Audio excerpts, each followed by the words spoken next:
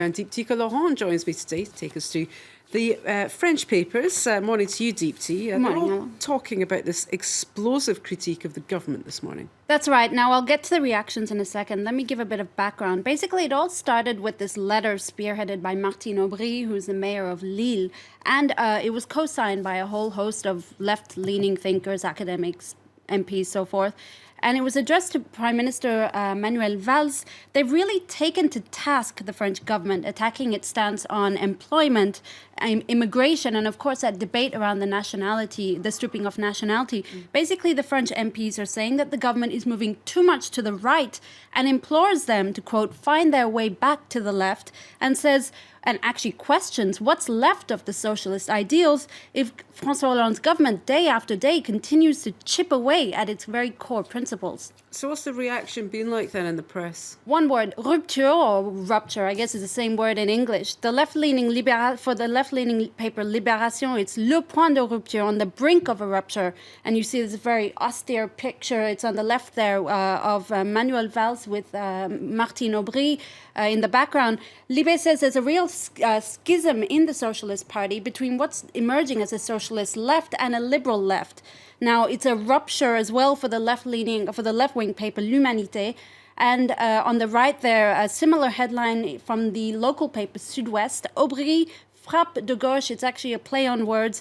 Aubry throws a left punch. Well, Libération's also penned an editorial on this letter, haven't they? That's right. I mentioned it before. Schism, that's the title of this editorial this morning, basically saying that both the government and its detractors, the left-leaning factions within it, need to make concessions, and it's absolutely crucial if they want any chance of winning next year's 2017 elections and fending off the far-right threat.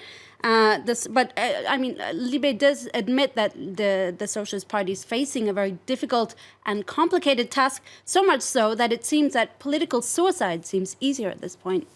Well, that's a scathing opinion from Libération. What's the reaction been from François Hollande supporters? Right. So in a word, indignant. Now, let's stick with Libé here. One of the French MPs, his name is Jean-Marie Le Guen. He's an ally of Manuel Valls. He's really jumped to his defense, saying that this letter caricatures the government and its policies and accuses Martine Aubry and those who've signed it of belonging to this group of dissenters within the French government that always seem to critique and don't really do much apart from that.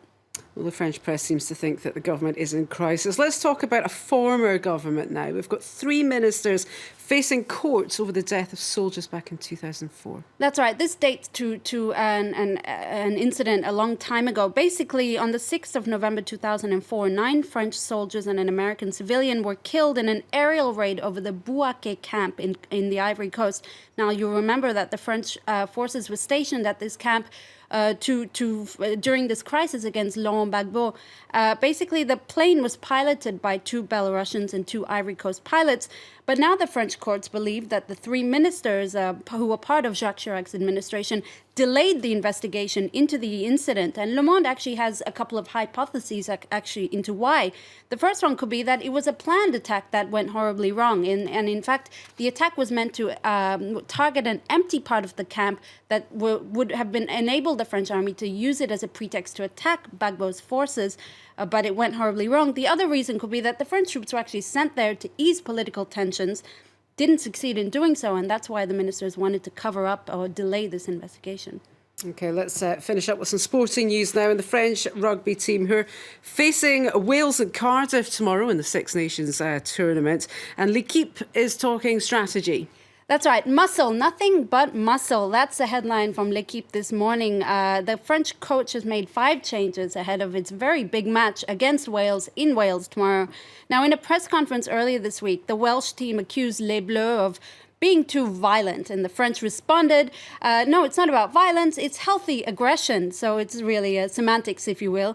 And Guy Noves's selections for tomorrow's match seem to reflect this violence or healthy aggression, whatever you want to call it, because he's bringing in the heavyweights literally. He wants to rival the physical density of the Welsh team. So he's brought up third row Antoine Bourbon, who'll be playing alongside Wenceslas Loré. And just for info, that's 200 kilos of mass and muscle just between the two of them.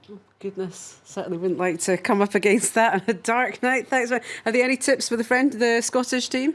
So waiting for a win here. Well, try and win. Yeah. Let's see. We're waiting since 1991 for a win in my case. Their time will come. Well, fingers crossed. Thanks very much, Steve Tika taking us through the French papers.